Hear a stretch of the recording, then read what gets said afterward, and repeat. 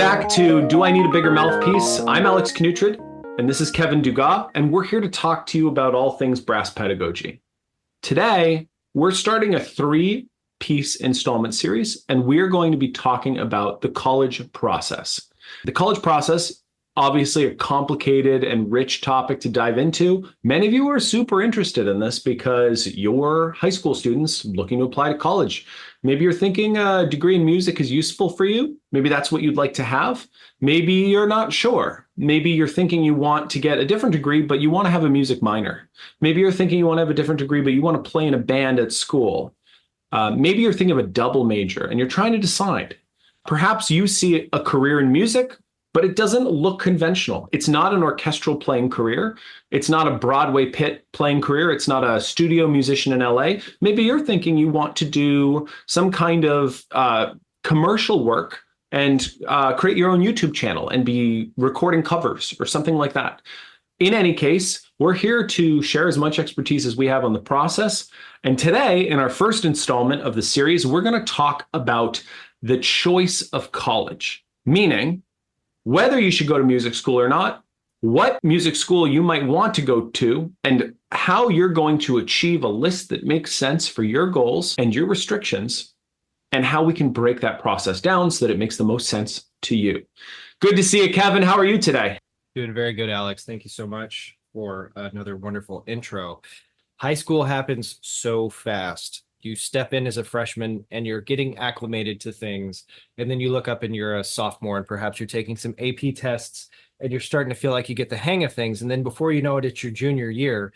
And no matter what it is that you're going to be going off and doing, whether it's music or something else, it's already time to start thinking about the next phase of life. This episode is hopefully going to provide you with some insight and perspective from the both of us who have done this and had some good guidance along the way, maybe had some various things that we didn't feel as if we had guidance on and had to figure out. So I hope that this is helpful, particularly with timeline. When should I start looking at these things and what are the questions that I should start asking? Brief first point, if I could go back myself and reconsider how I went about the selection process for my undergraduate degree in particular, at the beginning of my junior year, which was just so happened for me, Alex, to be when I decided that music is what I was going to do. Yeah, that feels about right for me as well. Now that I think about it, probably junior year. Maybe sophomore, I was thinking about it. But again, we're dinosaurs, Kevin. Things were very different for us. And that bit of history is probably relevant. You know, like we grew up in an era where social media was not happening at the level it is. I had Facebook, I had MySpace, didn't have anything else. And you know, the option to like research colleges, it was all very different. Yeah, sure, you know, go online, do some Googling. I think for me, it might have even been Ask Jeeves-ing. But nonetheless, oh my gosh, yeah, I forgot that Ask Jeeves was a person, yeah, a theoretical person. Jeeves was a butler, wasn't he? I think he was a British butler. He was a butler. Damn, this is aging us. Yes, that knocked some cobwebs out of the attic. But yeah, he was a butler, and then he turned into Ask.com. And that was, you know, that was still, gosh, that had to have been when we were at the beginnings of high school. But we got some Gen Alphas that are looking at us like we are crazy people. Yeah, there was a period where Google was not the search engine everybody used. We had Netscape Communicator, we had Opera, we had Ask Jeeves, we had Google, but it kind of sucked at the beginning. What else was there? Oh my gosh. Yahoo. I mean, Yahoo was the big one. Thank you. I knew I was missing one. Yahoo was the big site. That's what everyone used. Yeah. Anyway, little technology aside there for you. Please, I don't mean to interrupt you. Go ahead, Kevin. No, of course. But you're right. So in our time, a lot of this was, I would say, word of mouth. I was influenced by my band directors. I was influenced by students that were in school with me that went off to college first. Certainly. That was absolutely how I ended up at Texas State, was a alumni who was not a trombone player, but was like, well, if you're serious about getting a music education degree, which is how I started, then you should look at Texas State. And then I had another student that was a trombone player that went off to the University of Texas at San Antonio. And honestly, I had a narrow scope for that time. I looked at some different programs, but you're absolutely right, Alex, in the point that technology has jumped to such a level that it wasn't super helpful to me at that time. And I think now a student that's serious is probably serious a little bit earlier than you or I were. Not all of them. My students certainly have been. Yeah, Yeah. I do this like 10 times a year right now with my studio, this whole process. And many people reach out to me on Trombone Guide saying, I'm a freshman. I'm in my second semester as a freshman, and I think I've decided I want to do this. And I've got to be super honest. I'm not happy about it. I think that high school kids should have time to make this choice. But the reality that is endemic to where we live in 2024 is that it's very competitive. And if you want to make it in performance in particular, to be competitive, you really have to start that audition process halfway through your junior year, maybe after spring break of your junior year. That's where the acceleration begins. To that end, I do think you need to be thinking about it before then. You need to be investigating options. Absolutely. And the good news is the information is far more readily available. Totally. I remember when I was in high school, there was essentially one professor that was recording all state etudes in Texas. We got them in CD form. They would be sent to our band hall via CD, and then the band director would rip the MP3 files and then email them to us. It was, again, Stone Age. And so that was the only voice of the stuff I have. Now, every single full-time faculty and many part-time faculty around the state will record these etudes. You can search just about any professor at any university and find their YouTube channel, find the studio's YouTube channel, and get more information about how they sound. And I think it's super, super important that this person that you go off and study with sounds a way that you aspire to sound. I don't think that that's a hot take. I don't think that there's going to be a couple instances in which a teacher perhaps has had an injury and doesn't play anymore, but is still an incredible musician, an incredible pedagogical figure. But more times than not, you're going to want to have that sound in your ear on a weekly basis. And that's going to be one of the first things that attracts you to wanting to go study with that person. Absolutely. Absolutely. Yeah. And it is worth mentioning that, Texas is a bit of an outlier in this way. You're from Texas. I'm from the People's Republic of Massachusetts. And it is worth mentioning that in Massachusetts, we don't have alt-state etudes. You pick a solo from a list of about 20 pieces. It's typically the same in New York with NISMA. You choose a solo, and there's solo choice. And at the district level, there are etudes from the Voxman book or from the Blazevich book, but there's no recordings. This culture doesn't exist. There's maybe one or two, maybe three kids from every high school that are doing all state. There are occasional outliers. There are really strong programs, Foxborough, Concord, Carlisle, Westboro, where I went to school. Some of these bands do send 20, 25 kids to districts and 10 to Allstate. It's quite different. And so in Texas, you're indoctrinated into this system that's very streamlined and it's very latticed for you. There's hardware that helps you succeed. You're basically forced to work at it. But in the North, it's quite different and it's very choice oriented. So the students that are doing these things are already driven. Now, driven often means that, particularly at some of these wealthier suburban schools, driven is, I want my student to get into Allstate because they're also going to be applying to medical school at Harvard, and I want them to have a varied resume. And that's very popular for many students everywhere. And so to those students that are applying to colleges, this episode can actually be really useful because it helps remind you that you do need to supplement your applications. And I've sent students to Ivy Leagues from my studio as well. And what we're looking to do in that situation is build a portfolio of solos that are recorded that can act supplementally for scholarship and acceptance. But it is worth mentioning that the teacher that you study with will hold gravity for your sound. We are all, and I say this to all my students, but we're all in an ocean on a ship with a map and nothing in sight. And what we have with choices of whom we study are sounds that we hear that act as buoys in the ocean that we can sail to. And over a great period of time, years, maybe even a decade, your sound will mutate and you will become more and more like the people you've chosen to study with.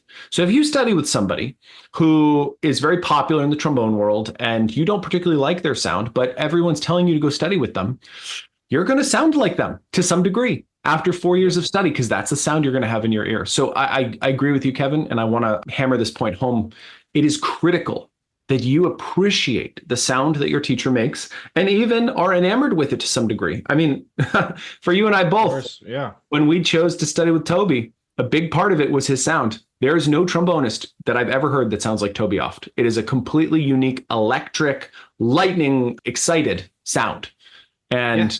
we both And know how it's he does it because we took lessons with him and we saw the work. We've done the rim work. We've done the song work. It is a different way of playing than most professionals have. And it does yield a remarkably different sound than what most people have. And people talk Yeah. about his sound all the time. So I and think it's exceptionally hard to obtain. Not to say that everyone else's sound is easy to obtain, because we're all unique individuals. And so we're going to bring all of these different facets of the sound making process into it. And Alex, you've said something before where it's like your personality shines through your sound. I've always thought about that, and I've always really liked that thought very much.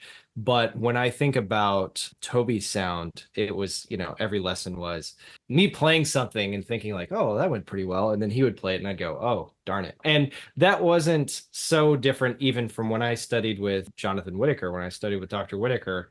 I had gone from studying with a bass trombonist, an exceptional bass trombonist, but a bass trombonist. And so as I went to my master's, I needed a great tenor sound. And, Dr. Whitaker had that like beautiful Bach sort of sound that just drew me in. And I wanted to hear that every single week. So that was really important. that's so interesting to me because we talk about this on pretty much every episode, but we do share in that we both studied with bass trombonists in undergrad, and that did probably change our sounds considerably. I wanted a strong tenor sound in my ear when I went for my master's. I remember that being part of my choice to study with Toby. Jeff Gray was amazing, one of the best bass trombonists to walk the earth, but like I wanted a more aggressive principal sound. And I wanted something that would sound electric. And it doesn't get much more electric than Toby. It was in my mind. So we've discussed a little bit at the beginning of your junior year, maybe even earlier, you start to do some of these cursory searches, utilizing your online resources, doing a little bit of your own research. So that entails, being aware of their social media pages, looking on School of Music websites. That's great, not just to read about the teachers, read about the available ensembles, read about the degrees, but also get an understanding for pre-screen requirements and audition requirements. Alex, how many schools do you feel is an ideal for students to start? And I'm talking early phases, not your final, this is the schools I'm absolutely applying for and auditioning for, but how many schools at the beginning of this sort of gathering process do you think is a good number for students to have in their mind?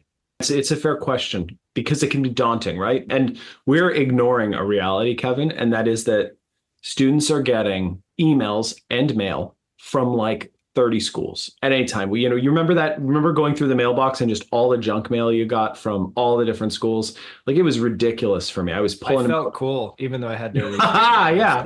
I felt cool. Yeah. So I teach 10-8-6. 10-8-6 is how I do this. So you explore 10 schools, you narrow it to 8, you investigate 8 schools, and then you settle on 6.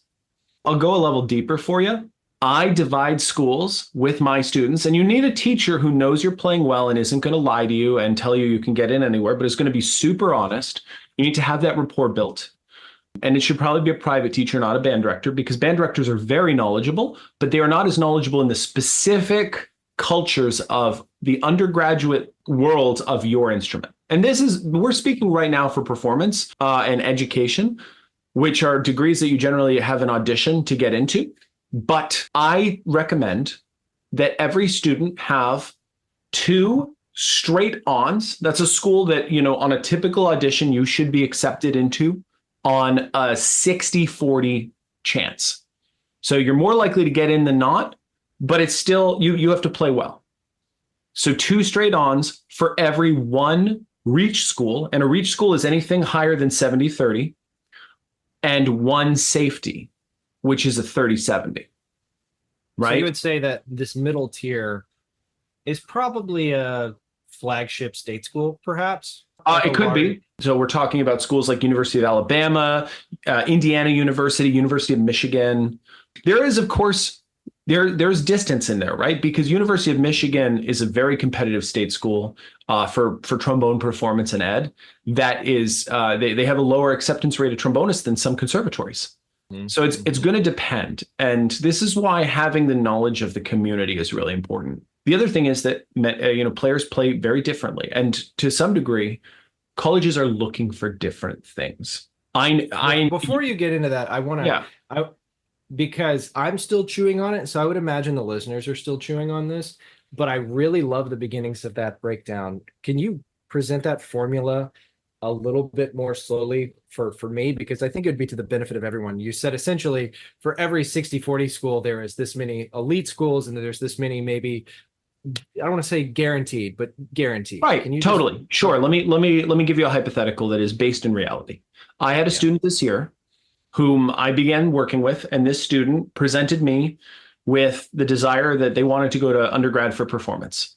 And I said, okay, can you list out 6 schools that you're interested in? And I was late to the game with this student. They began with me in their senior year.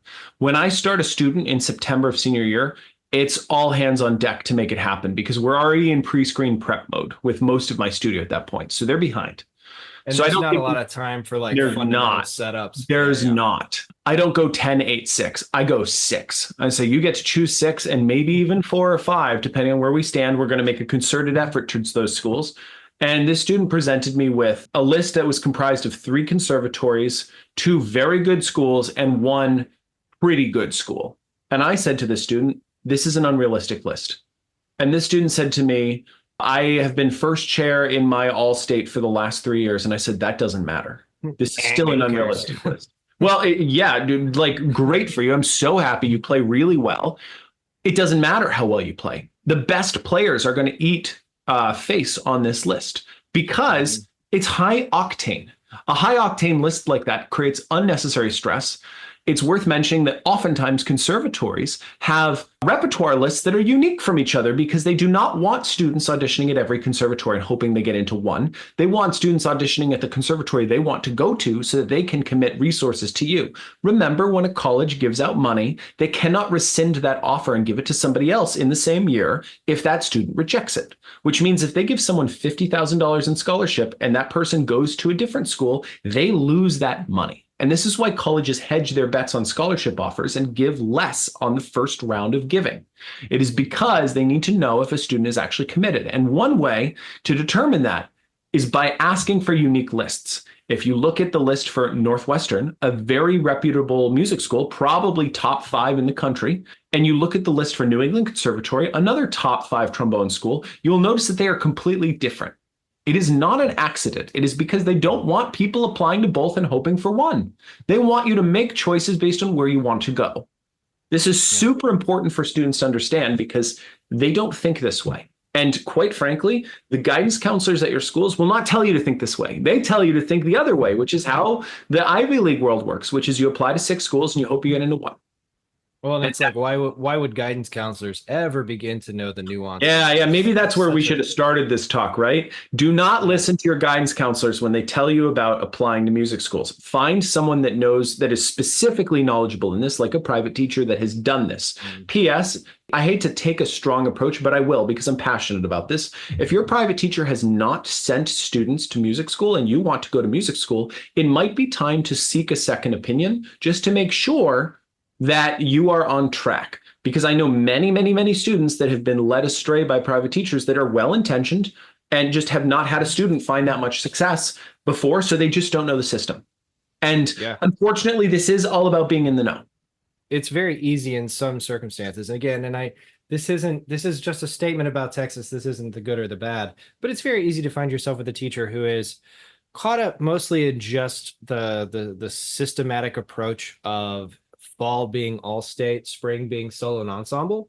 They got their own initiatives, and that is what it is. The economy is the economy, and they have to make their money, but maybe they're inundated with students. Maybe they have 45 students and they just don't have the time to dedicate to you specifically for those things. And so they're like, you could use more so for your audition. And that's about as far as it goes. Yeah, don't use more so for your audition. Do not do that. That is a bad choice. Everybody is doing that. Do not try to make a different choice. And do your best to just never play it if you can. Yeah. In fact, that's a great answer. Can I let you in on a secret, Kevin? Can I drop some secret here? So it's no secret that a big part of my studio is from Texas, right? Last year, The first chair trombonist for the 6A All-State was my student. The year before, the 5A first chair was my student. I do not let any of I only say this not to flex, but to preface this statement. I do not let my students start All-State etudes until October. I won't let them touch them. I get flack, so much flack, because my students do not like their peers making fun of them because they haven't started the etudes. Why, oh, you're such a good trombonist. Why aren't you working on? Why aren't you posting the All-State etude? Why aren't you working on it? Because my teacher said no. Why? Because we're doing fundamentals until October, and then we start the etudes at half tempo. Because I don't want them just pounding etudes for 6 months. It is not conducive to their growth. It may be conducive to doing really well at All-State, but is not conducive to their growth. And it also may not be, I can speak from personal experience because I didn't really have a solidified teacher when I was in high school. You would wait with bated breath till about July 20th or August 1st or whenever the heck those things would come out. And then you would just mercilessly throw time against the wall trying to learn these. And this is something that I would think of as just inside out learning that we all have to get rid of at some point, is the understanding that you don't learn fundamentals through music, you learn music through fundamentals. Correct. And so my approach was Garbo, and I hated the etudes by the end of them. If you go into any performance of anything hating the music that you're about to play, at best you're going to give a lifeless attempt that is close to surgically accurate. At worst, your brain is going to hate the material so much that you're just going to crumble because you're deathly sick of playing it. That is so important to point out. It's so important. Yeah. So the October deadline makes perfect sense to me, because if you're just building things up, then you're going to be in good shape. That's something that, as I've gotten much older, I've applied that with audition preparation and any number of different things that I have to approach musically. I would much rather just make sure that I can play the trombone. How do I do that? I just so happen to be the sicko that enjoys fundamentals, that enjoys etudes and all those different types of things. And, we'll have way more episodes on those types of things, of course. And then when I approach the things that I quote unquote have to do, audition with, perform, I have a much fresher mind about it versus, well, I've already worked on this crap for 3 hours. Absolutely. You're totally right. Here's your answer. I'm sorry I'm so verbose today or long-winded for you Texas folk. Haha. Here's your answer. So this student wanted to go apply to 6 schools. I said to them, 3 of them are going to be safeties, 2 are going to be straight-ons, 1's going to be a reach. I'm apprehensive of sharing specific names of colleges because I don't really want to draw standards, but I think it's fair to say that today in 2024, there are 5 schools that are reaches for everybody. And it's worth mentioning this just for public knowledge right now, based on the data that I've seen of students applying: Northwestern, the Eastman School of Music, New England Conservatory, Juilliard, and the Manhattan School of Music are reaches for everybody at the undergraduate level. I think that's fair to say. Yeah, those are students that are going to those schools specifically for performance. Yeah, absolutely. But if you're an education major, you should know that Northwestern and Eastman are also reaches for everybody. They're very competitive programs. This is just the reality of numbers. The best students apply to these schools, they get rejected often.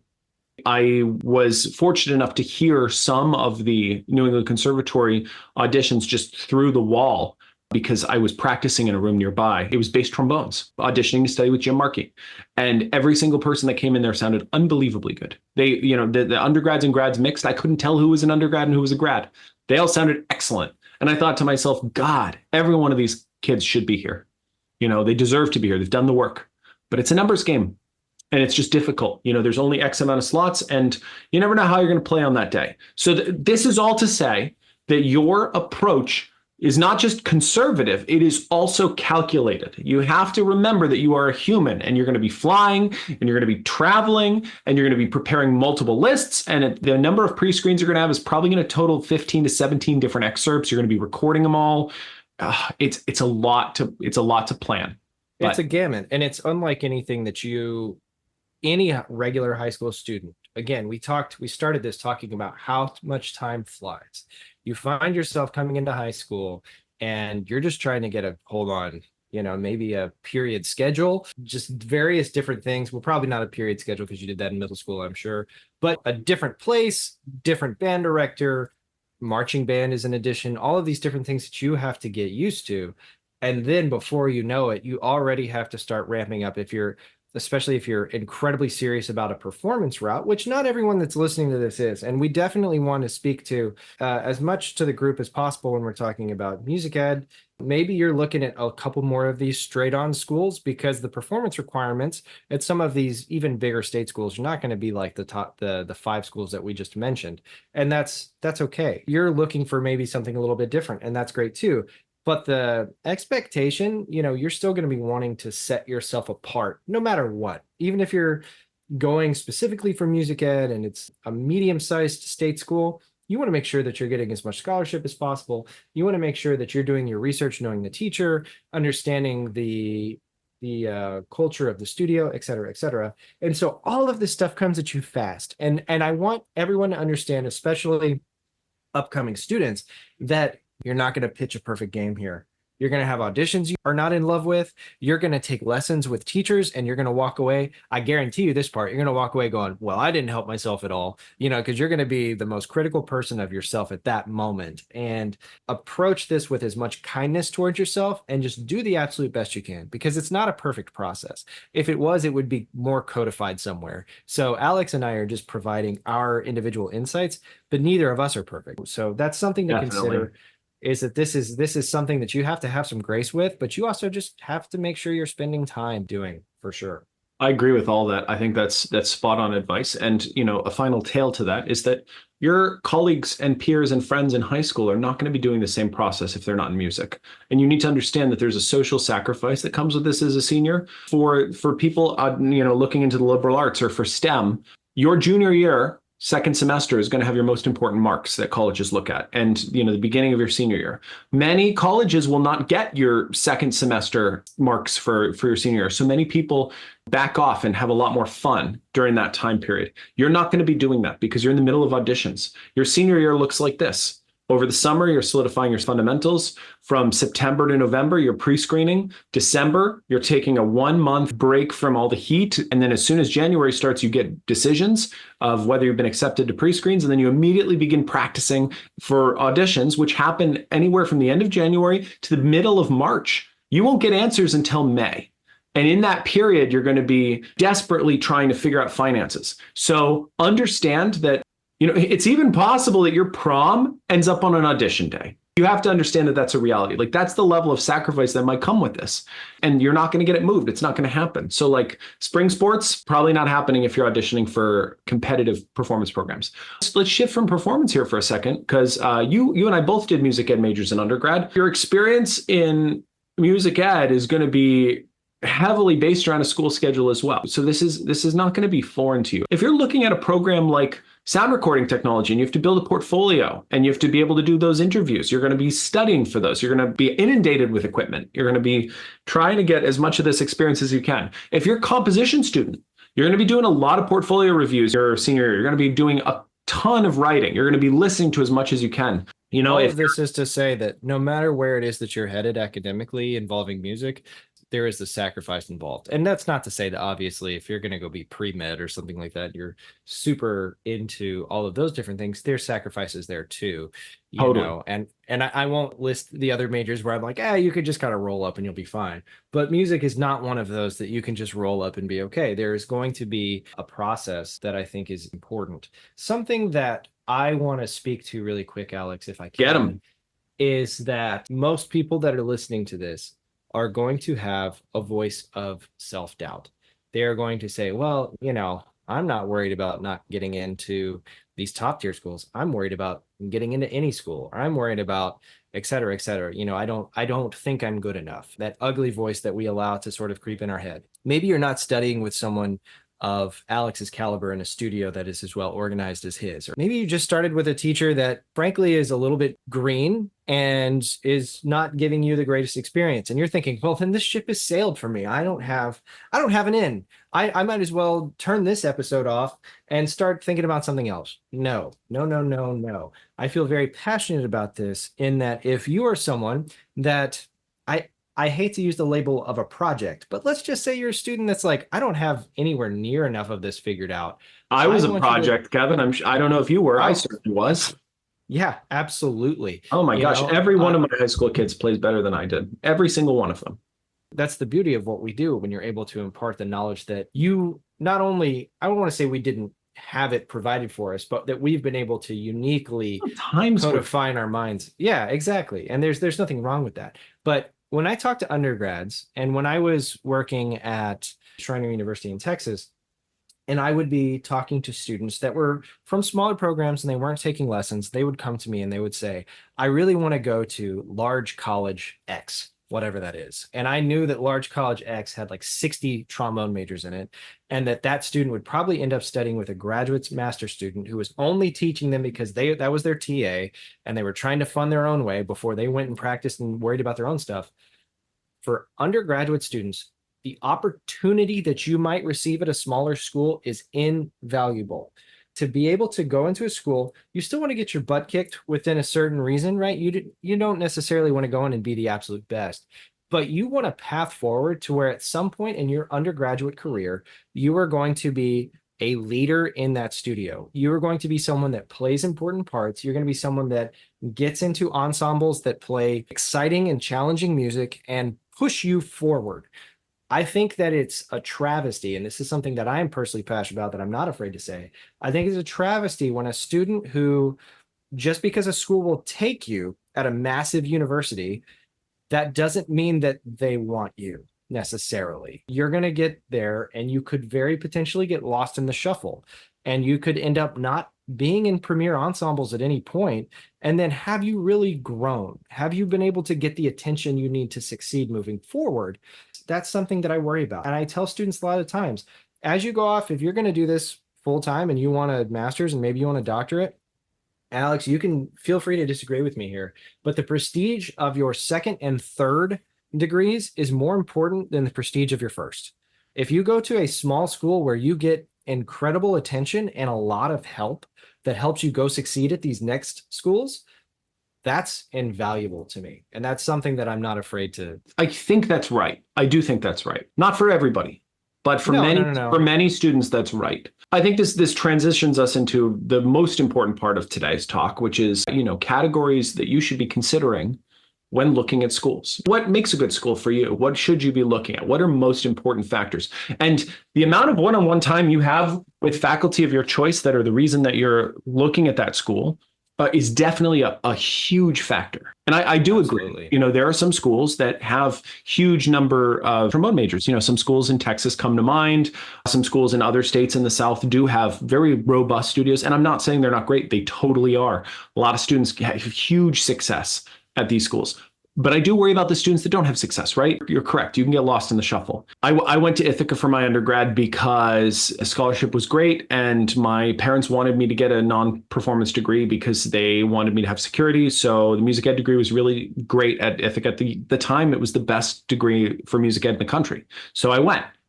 As a freshman, I was part of 4 incoming freshmen. 2 of them dropped. I was the worst of the 2 of us. The other guy was unbelievable player. I think it was definitely his safety, and he was a true natural. My senior year, I won the audition, and I played principal in orchestra and chamber orchestra. And at Ithaca, we did not rotate seating, so I played principal for the whole year, which was awesome. It's what I needed. It was proof that the hard work paid off. And quite honestly, and this is maybe not the most healthy thing to say, but beating the other guy who was just like stomping everyone for 3 years was a little bit of an underdog story that I needed in my progression.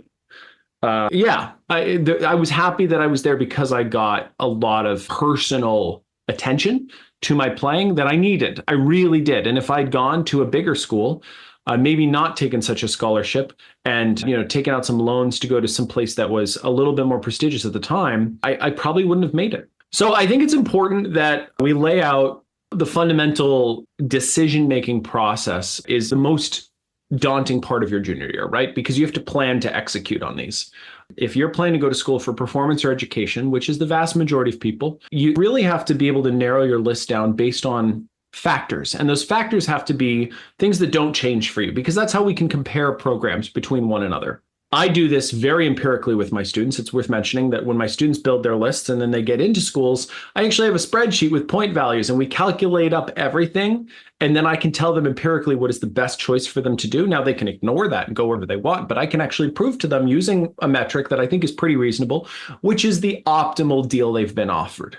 That being said, I take the categories that I rank, and I rank them in subsequent orders based on how much point value they have. And that's how I have accumulated a list of what I think is important to consider when choosing a school. So with that, I'm just going to kick off my first point here, Kevin.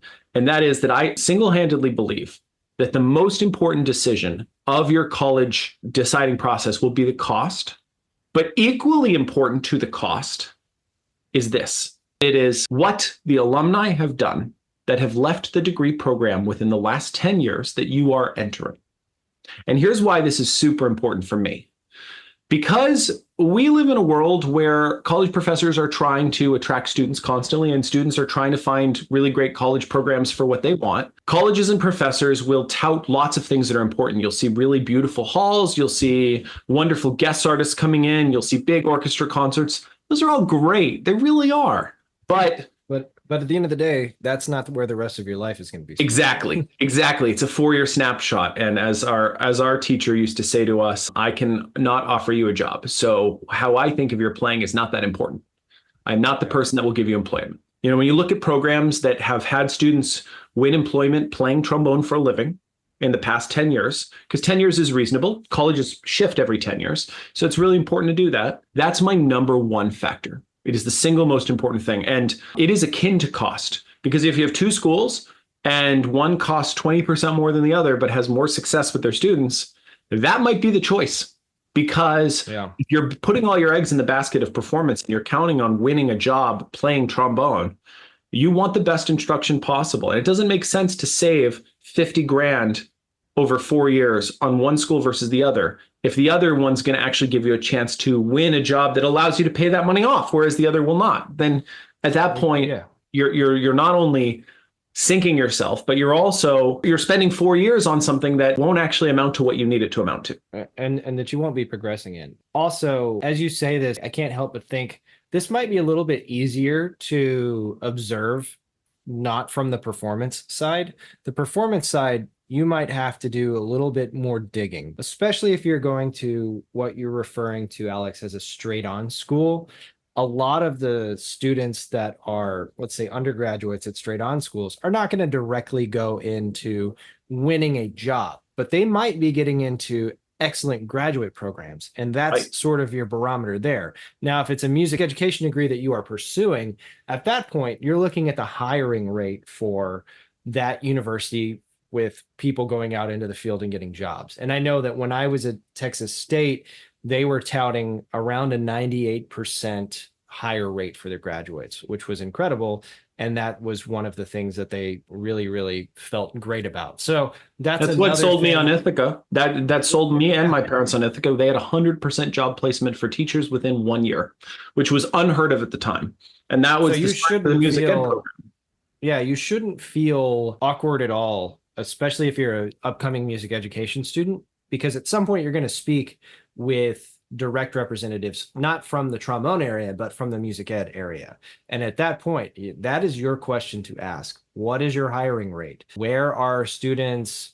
Where are they student teaching? Where are they doing their observations? Because if you're in a sort of a metropolitan area that is rich with great high schools, great marching programs, if that's what you're interested in, then you need to make sure that you're able to get into those schools and watch those teachers teach and be able to glean their mentorship, because eventually those could be references for you if you end up student teaching with them, et cetera, et cetera. So yeah, that is such an important point, Alex. Absolutely. To where are the students going after they graduate, to graduate school, to the field. For people that are looking into graduate programs, I know we haven't referenced a lot of master's DMA sort of thoughts on this episode, but if there's a DMA, are they getting college teaching jobs? If it's a master's program that you're trying to get into that's excellent for performance, Are they advancing in auditions, and are they having a successful freelance career? These are things that you have to address and understand. And I don't Absolutely. want to say walk away from a program if they're not those things, but make sure that you're not just letting that go to the side, that it doesn't matter. It does matter. Do not assume you'll be the exception to the rule. 2 years ago on Trombone Guide, I did a lot of research and I tracked all of the degrees held by every trombonist and bass trombonist in the top 10 paying jobs in America for performance. So it's like all the top 5 orchestras, the top 5 opera companies, and a few other orchestras. And I charted them and I graphed them. And wouldn't you know, out of 86 degrees held, 13 of them were from NEC and 14 of them were from Curtis and 9 were from Juilliard. But there were a few people that had degrees that no one else had, which meant that they had been an exception at that point. And there's one person in particular who plays bass trombone in the Met that has 3 degrees from schools that no one else had degrees from, which means that Paul Pollard went to 3 schools that no one else had gone to that had found success in those jobs and then had found great success, which means that he's the exception to the rule. There are very talented, extremely hardworking people that can rise to the absolute top of the industry, no matter where they are. But you should not always assume that you are the exception to the rule, because when you're taking out a loan of 6 figures as an 18-year-old to pay for college because you believe you can be the exception to the rule, when knowing that even if you are and you win the big job, you're still going to be paying that off for 10 years, it doesn't really make sense at that point. So you have to be very careful with your calculus, and you have to be very honest, and it can be humbling. And this is why having a teacher or a support network where you can talk about it and say, look, I really want to go to this school. It's my dream. And they can say, yeah, sure. Are you prepared to pay $200,000 to do it? Knowing that if you find a great success in our industry and you win an orchestra job paying you $90,000 a year and you're living on $60,000 of that $90,000, it's going to take you 29 years to pay that off. For that period, it's going to be very difficult to own a house. And if you plan to have a family, it's going to be extremely challenging. If you're not independently wealthy, that's a tough sell. And so I think that colleges aren't willing to have those conversations so easily all the time. But it's important to be very honest about what your path forward should look like and what's a responsible choice, but also a choice where you're betting on yourself, because you are betting on yourself, right? You're in it to win it for sure. Yeah. Yeah. Colleges aren't ready to have this conversation, but we here at this podcast, we're ready to have this conversation. Love that. So what was your second point, Alex? So second in order after ignoring finance, which we can't ignore, but that sits on the top alongside the alumni recent record of 10 years. And P.S., I'll just toss this in. 10 years is important because there are lots of schools with great alumni records, but if it hasn't happened in 10 years, it means there's been a shift in the culture. And that's worth noting. The school that you got your doctorate and I got my master's at has an incredibly rich record of very successful brass playing that has perhaps lessened a little bit in the last 10 years. And that is perhaps due to a shift in focus. And I still think it's a great school, but it definitely means that the priorities are a little different. Colleges are free to make those choices. It's your responsibility to look at the college and say, is this exactly what I want for specifically what I'm looking for? I don't think schools get worse or better. I don't think that's a thing. Schools change their focus. They're always good. Going to school is great, but it's got to align with your focus. And generally, mission statements of schools are very open about that. You can go on a school's website and you can very quickly gather what their priorities are. And if it's not perfect for you anymore, because it's changed, it means it's perfect for somebody else. And that's really important. That's where the self-discovery aspect of this is so critical. So my second pick is the professor. And this is only slightly below the first pick, actually. It's still very important.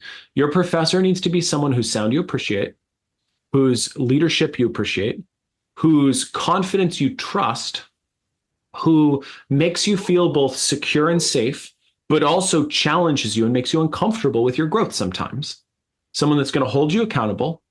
And most importantly, somebody who cultivates a culture in the studio that you're excited to be a part of, whether you are the best or the worst player in the studio. I agree with that. And one of the points that I was gleaning from that's not going to be afraid to hold you accountable is important. I just took an audition and I was on the road driving for the better part of 18 hours earlier this week. So I called a lot of people that I hadn't talked to in a while. Why didn't you call me, Kevin? What the hell? I knew I was going to see your face again this week. And so, yeah, I was calling all the people, all the people that matter to you, right, Kevin? All the people that really matter. Yeah. Yeah. Interesting. Yeah. Yeah. Those are the ones. Yes. I digress. And so I was catching up with some old friends that I hadn't spoken to in quite some time. And one conversation in particular, we talked about a professor that they had. And this professor just didn't push them. Every lesson was them coming in and that professor saying, "Oh, yeah, it sounds pretty good. I think that you should consider this in your practice, but you're doing the right thing." And I don't think it's bad to be told that you're doing the right thing, because oftentimes well-intentioned students are in fact doing the right thing. But even those that have their own best interests at heart and are striving to be the best, they're still coming up visibly short in a variety of ways. And it takes tough love to hold students accountable to that. And so you want that. The last thing that you want to do, in my opinion, is to try and force your professor to hold you accountable. That is not a sustainable approach to working with a teacher. And I've talked to a lot of people that are like, well, I studied with so and so and it was good, but I just really had to sort of guide my own lessons and really, get them to tell them that I needed to be pushed. Okay, there's something about being self-motivated and outlining what it is that you need to work on, because eventually you won't have a teacher. However, you want that teacher to have the faith in you to know that they're not going to hurt your feelings and that they're going to push you forward past where you think you could go. And so I think that that's one of my 2 cents into that idea. I agree with that wholeheartedly. I mean, for perspective, imagine just for a second that you have started a business, and in the last 6 months, you've made $1 million in revenue out of this online business that sells keychains. And it's just unbelievable. It's changed your life. And you say to yourself, wow, I could see everybody in America, everyone in the world even having this keychain. This could make me worth $100 million.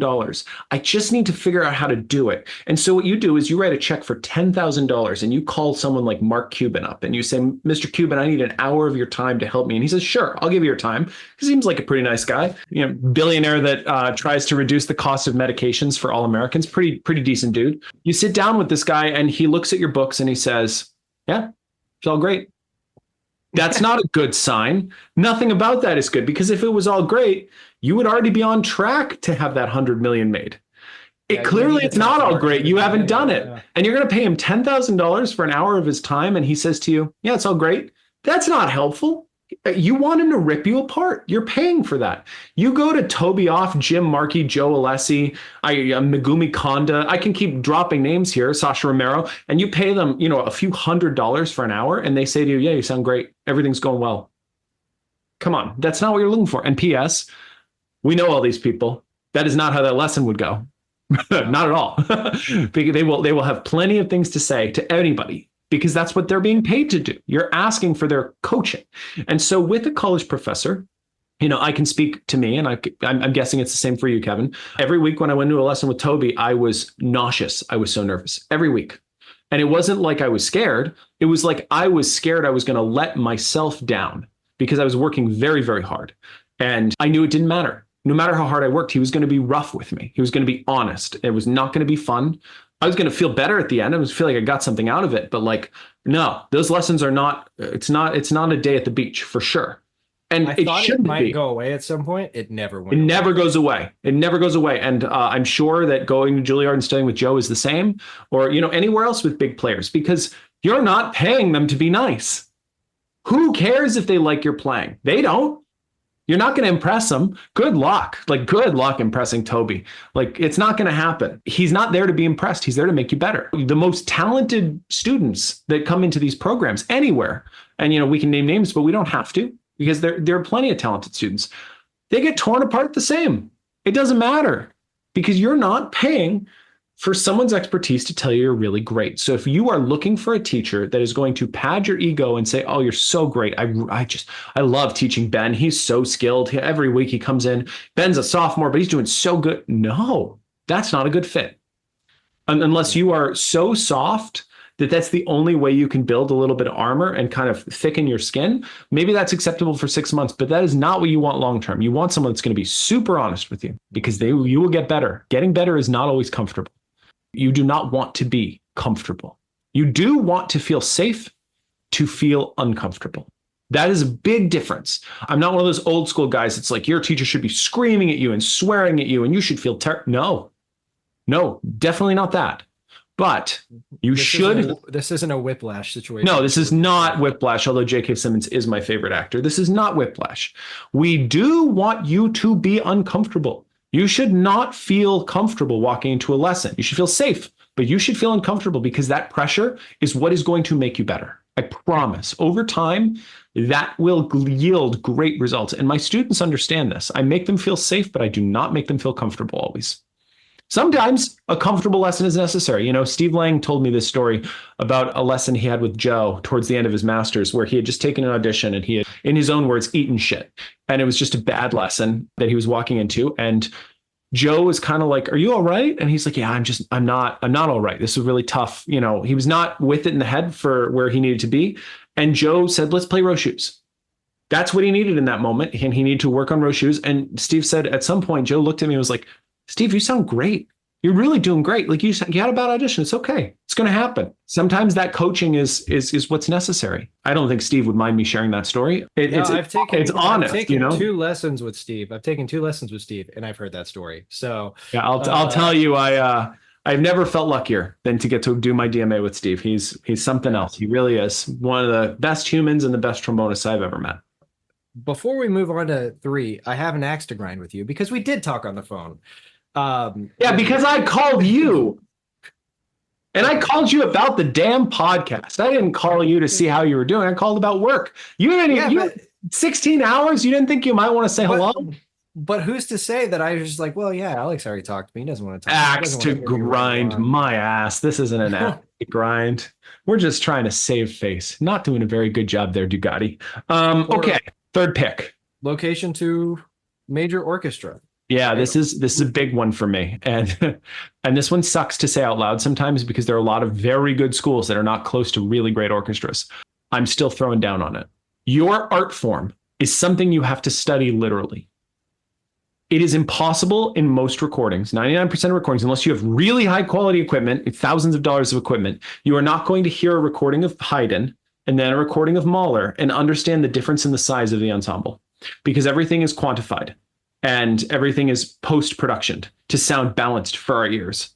But if you go to the Boston Symphony and you see a Haydn orchestra play, and then you see a Mahler orchestra play, you'll hear fundamentally different sounds. Not just volume, different colors, different timbres. This is something you cannot get in a recording very easily. And it is very important for your training because this is culture. This is the culture of what we do. In the same way that, if you want to be a really, really, really great professional athlete and you're playing college sport and you're competitive, you're in Division I, you're watching a lot of tape. You're watching a lot of tape because it matters. You're doing a lot of study. People make jokes that these Division I athletes are meatheads. They're not. They're doing a lot of study. They're in the gym. They're working with strength coaches. They're working with conditioning coaches. They're eating like crazy people because that is what's required of the job. There's study. It's a full commitment. And if you're going to spend 5 hours in a practice room every day as an undergraduate, because you're grinding away, you better be able to spend Thursday night, Friday night, and Saturday night at the symphony watching live performances because every week you get to see what it's like to do the job. You're literally free interning watching the job. And many of these conservatories and colleges that are near orchestras have college tickets. So you do not have to pay, or if you have to pay, it's very little. It's very little. We're talking $30 for a season. Less. Yeah. Truly. It's like $10 a seat at max. And sure, is it inconvenient? Do you have to go to will call? Do you got to pick your seats? No, sure, fine. Maybe it's less convenient, but you can go with friends and you can go to the restaurant or the bar afterward and you can talk about what you saw and you can socialize. And oftentimes you go to the bar, you're going to see some of the musicians at the bar and they're going to come over and have a drink with you and you're going to talk to them about what their experience was like.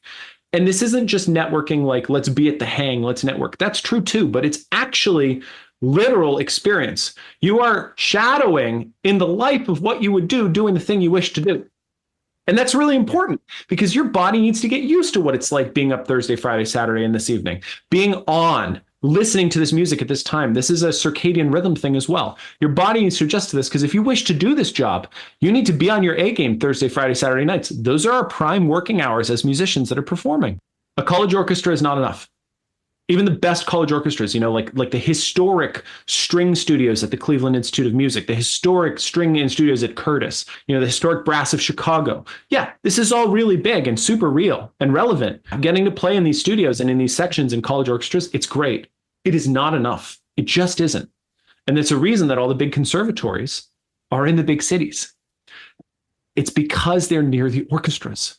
When you're comparing two schools, let's say you're comparing a school in New York City and a school in Cleveland, you can see the Cleveland Symphony, you can see the New York Phil. Those are equally excellent orchestras. But in New York, you can also see the ballet, and you see the Met, and you can see Broadway, and you can see off-Broadway, and you can see the New York Youth Orchestra, and you can see lots of regional orchestras, and you see how it changes. Suddenly, there's a lot more viewing opportunities. So that's points for New York in that equation. With this comes the ability to take one-off lessons with the players in those groups that may not be in your faculty as well. So if you're in a place where there's a lot of live orchestras, you're also in a place where there's a lot of players that are doing the job you want to do, and you can get diverse perspectives. When I was in undergrad, I studied with Jeff Gray, who played bass trombone in Syracuse Symphony, and then he played for a year in Philly while Syracuse folded. He was playing a utility in Philly for that year, and I drove down a lot, and I got to see Philly. And I got to see New York because Jeff would take us to Steve Norell a lot for one-off lessons. And then Jeff got into Rochester, and I started going to Rochester all the time. And when I was going to Rochester, I got to stay with Mark Kellogg at Eastman. And so through this networking opportunity, I got to see all these really cool things that I wouldn't have had the opportunity to do because of the orchestras around. I got to take lessons with John Cipher, who was playing principal in Syracuse at the time. I got to know Matt Wright, who now plays down in Louisiana. And I got to know Mike Winter, who plays third horn BSO. All these people were in my network because the orchestra was there. And that was really important for me as a young person who wasn't that young. I was 21 or 22. I wasn't a freshman. And these people were in their late 20s in their first orchestra gig trying to figure out where they were going. It was a really important experience that was only made possible by location. And Ithaca didn't have the best location. I had to really work for it. But driving to Rochester, an hour and 3/4 each way was worth it at that time for me. If I had gone to undergrad in Boston or Philly and it was a two stop train trip to get to a performance, God, I would have gone every night. And you should be, because if it's free, what are you doing that's more important? Yeah, I agree. And the only carrot I'll put on top of that is if you find yourself, to play devil's advocate, because not everyone is going to find themselves in these places, find a way to make the pilgrimage at some point to a Chicago, to a New York, to a Boston, to a Philly, to a Cleveland, or to any of these other, to an LA, if you're on the West Coast, sort of a thing, San Francisco. Find the time to do this. You will not regret the experience. It will reframe your expectation of what an orchestra can sound like. There's so many great orchestras. We're lucky to live in a world where quality of musician just continues to go up and up and up. And so even some of these smaller orchestras, even regional orchestras, sometimes, they put on some dazzling performances. They truly do. But when you get to experience the world-class orchestras up close, it just reframes what you think about so many things and the possibilities of them. Yeah, it's basically a religious experience. It really is. Yeah. And again, this is only point 3. I'm not saying that this has to be an end-all be-all for your decision. You certainly can find success if you're in a place that's not close to a world-class orchestra. It just means you have to make a concerted effort, right? It means you're going to be driving and taking the train. I know a lot of people that have gone to school in Indiana that have constantly gone up to Detroit, constantly gone to Chicago, constantly gone to Indianapolis. That's 3 orchestras that are within driving distance. Not close driving distance, but enough that you can do it once a month. If you do each once a month, suddenly you're getting the same experience. You just have to work a little harder for it. But you're not going to get a perfect deal with all these things unless you're very lucky. So maybe if the money is better and you're spending the time driving to see the regional orchestras or the big orchestras, that's the same amount of time you would have spent working an extra job to pay for the other school to make the difference. You see, it's just trades. It's all trades. Totally agree. 4th pick. Let's hit it. What do we have for our 4th pick here, Kevin? Fourth pick was studio culture. Yeah, this one's big. Why don't you talk about this one a little bit? You're a man of studio culture. I am a man of studio culture. Studio culture is important because we talk about the teacher, of course. You want to go where you really love the way the teacher sounds. You love what the teacher has to say, all of these different things. And that's incredibly important. Beyond that, you want to go somewhere where you are going to be surrounded on the daily by sounds and an attitude that inspires you to keep moving forward. Mm-hmm. I've seen it myself in people that I've come across over time. Let's say they're really go get 'em and they find themselves at a school where they don't feel supported. Their teacher maybe is supporting them, but there's not enough people around them that are striving for the same level of excellence as they are. They quit. I mean, quite frankly, they just run out of motivation because they look at it and they're like, I'm doing all this work, but no one else is preparing this way. Everyone else is kind of screwing around, getting wrapped up in the overly stereotypical collegiate experience. And it's just, this isn't what I signed up for. I signed up to be great, and I don't feel like I'm great. So you want to take a really hard look at what the culture is. How you go about that, I think, is asking the professor if there are some either current studio members or alumni studio members that you can be put into contact with and get to speak to those students. Because of course, the teacher, because it's in their best interest and they should, is always going to try and sell you on their best version of the experience. A current studio member, even if they are playing for the home team, so to speak, they're going to give you the honest perspective.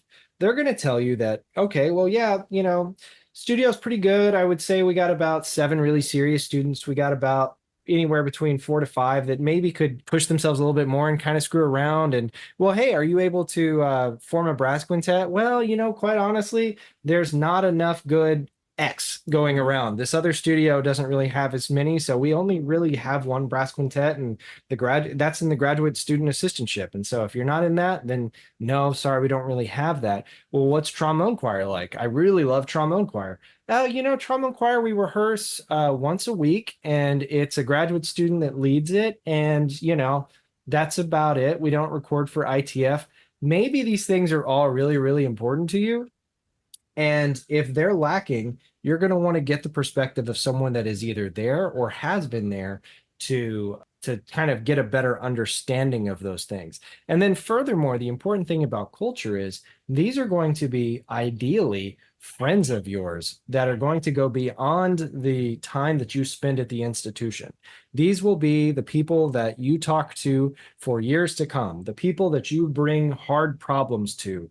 And when you're trying to kind of figure out the Rubik's Cube of your own musical career, you can look upon these people because they are like you. They have been successful in ways you've been successful, or in successful ways that you're aspiring to be successful. And maybe they've encountered problems that you're encountering at some point. It's like, hey, I know that you had a double buzz at some point, and this is really kicking my butt. How'd you go about fixing that? So it's a hive mind, and it's this fountain from which you can draw information, inspiration, and the tools necessary to keep moving forward.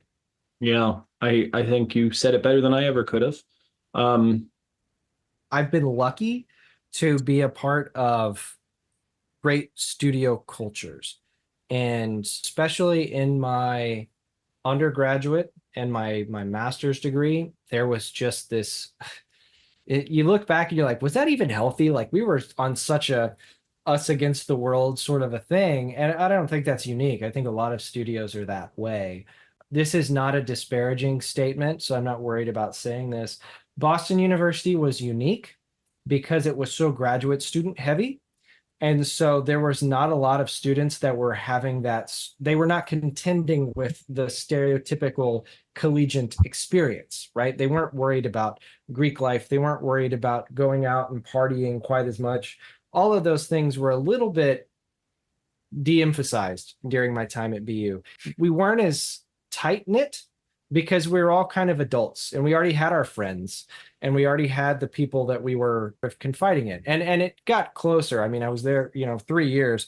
You're going to draw closer to certain people, and I did. But it looked different. Not awful, just different. It was never, the one thing I'll say about BU, it was never toxic. And in most of the scenarios that I went through my own, sort of degree experience, I didn't experience toxicity. I didn't experience walking into a rehearsal where it's like, I feel like this is me against the person sitting next to me. And I'm very grateful for that. You want to, at all costs, avoid that. You're not going to completely be free of it. There's always going to be outlier personalities that are a little bit hard to work with, but that's life. That's going to go beyond forever. I think for the most part, that's true for me as well. I haven't really experienced much toxicity in studios. Different degrees of friendliness. In most studios, there's always someone that's very serious and decidedly not interested in friendships because of the seriousness.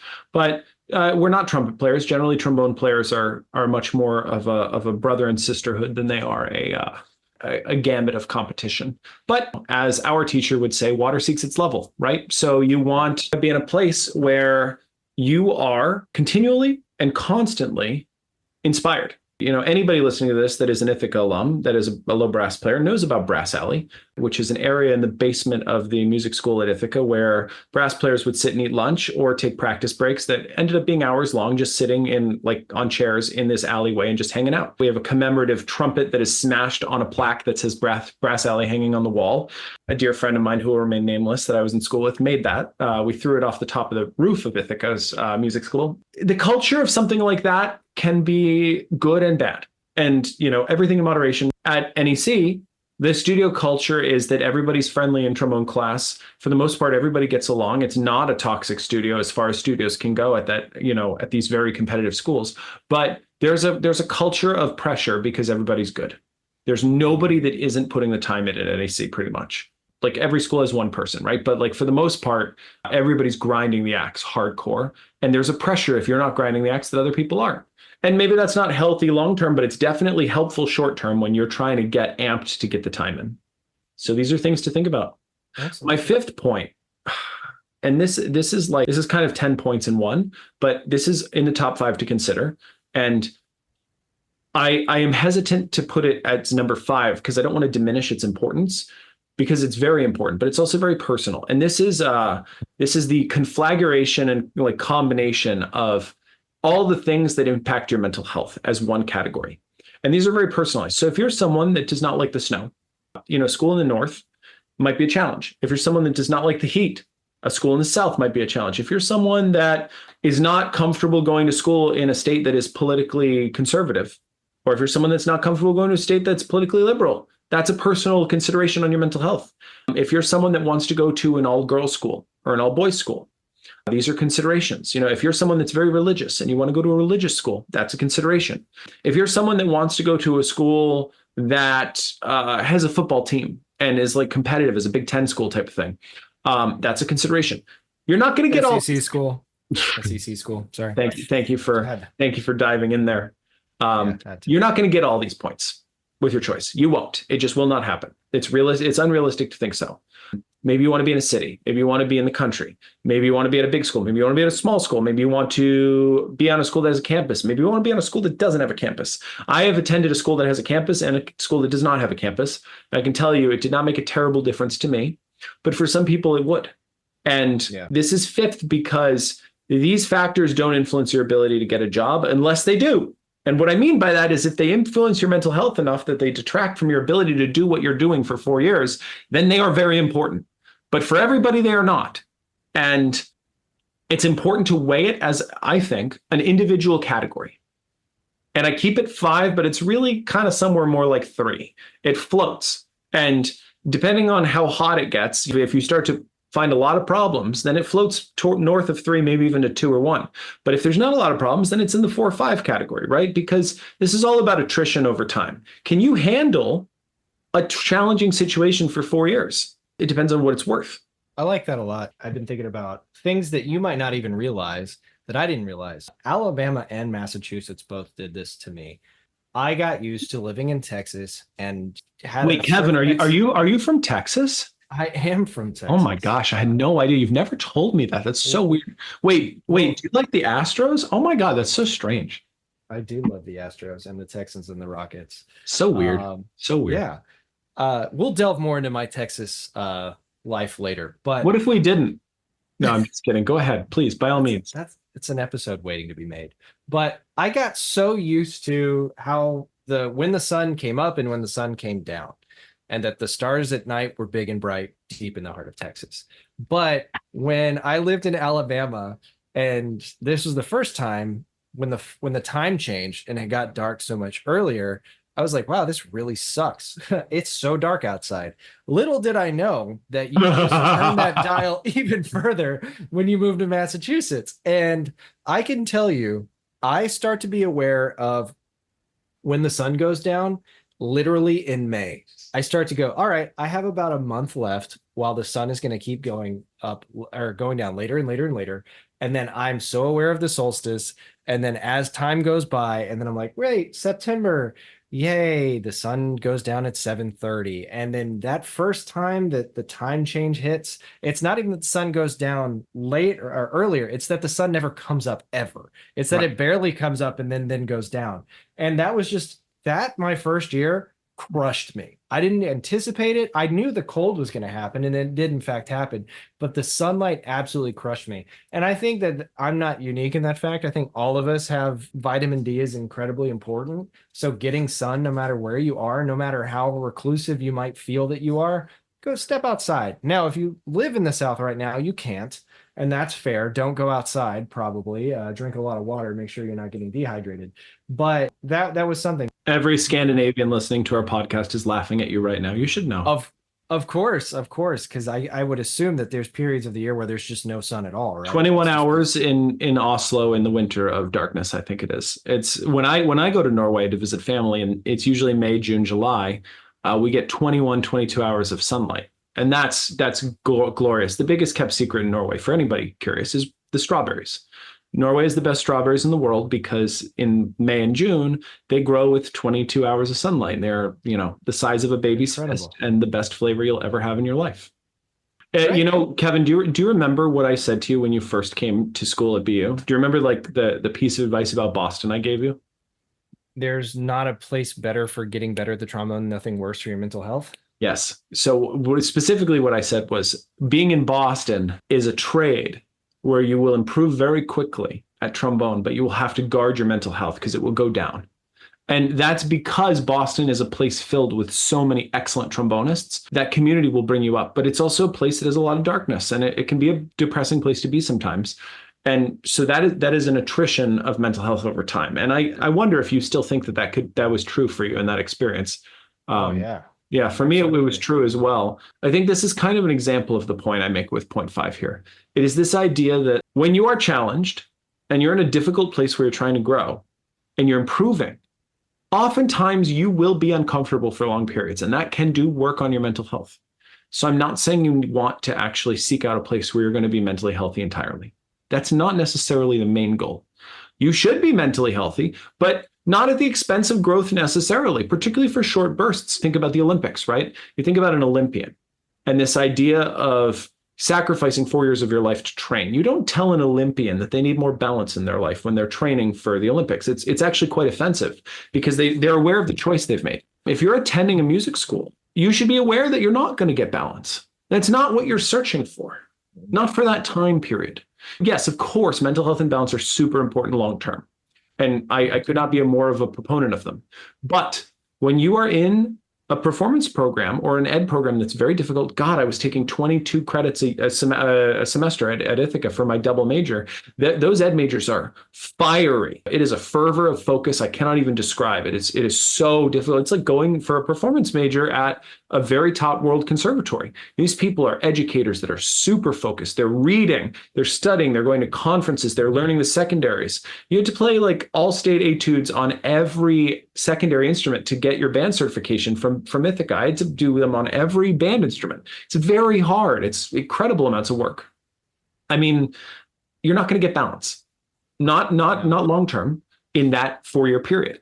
You might have areas where there's balance, and you might have areas where there's balance long term if you look greater than 4 years. But just like you're not going to get a lot of balance your senior year in high school as you apply for schools and do the college audition, you're not looking for balance in that short term period. So I want to mention this as part of my point five here. I'm not saying disrespect your mental health. Definitely not. Always monitor it.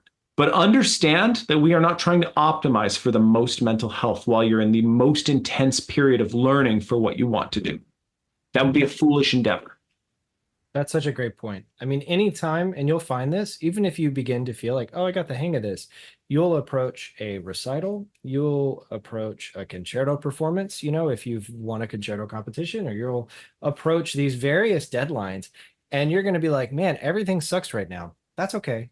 Correct. That is Par correct. for the course, like you should feel that way. I was listening to another podcast and it was mentioning it's not about UFC fighting, and I don't really care about UFC fighting, but it was talking about the athletes involved in that. And they're looking for a specific window when they get to the fight. They want to be at a point that is completely unsustainable because they're trying to just get a snapshot of their absolute best, most rested, but tested at the same point. And that's kind of like a recital, right? We spend a lot of times, or an audition, we spend a lot of days where we walk away and we're kind of like, oh, okay, maybe I went a little bit too hard there. That didn't feel so great. You're not going to do that the day before an audition. You're going to try and find this window. So both in the micro and on the macro, your experience as a student is going to be this ebb and flow of putting, I don't want to say a lot of pressure on yourself, but having to go through the rigors of some difficult things. And then once you've gotten past those valleys, take the appropriate amount of rest. Don't completely let yourself go. But that's, I think, where that balance comes in. That's where you're able to have that sort of mental break, kind of love yourself a little bit more. But yeah, it's always going to be hard. Greatness is always going to be difficult to come by. And I think that's something, for me at least, that makes life worth living. When I start to just have nothing but kind of mediocre goals and not much on the horizon, I actually get pretty sad. I don't feel great because I'm like, what am I spinning wheels for? But when I know that there's some real stuff on the horizon that I gotta challenge my best for, that's what it's all about. So We are forged by the tests of challenge that we are put through. It is what creates meaning in our lives, is the adversity and the success over difficulty. That's not always comfortable. It's really not. And it doesn't Rarely have it to be is. comfortable. That's Wow. great. Look at us Good. go. Well, thank you everybody so much for joining us today at the beginning of this 3-part series talking about the college process. And I feel that in the next episode, we're going to look at the preparation involved for both the pre-screening and the audition process and the lead up to getting you on campus. Does that involve visits to colleges, lessons with professors, and what does that look like and what should you expect? But we're really excited to keep working on this series for you. A lot of And as good information for you. Yes, as always, thank you so much for joining us. I'm Kevin. This is Alex. And we've had so much fun with you today and look forward to talking to you soon. Have a great week, everybody.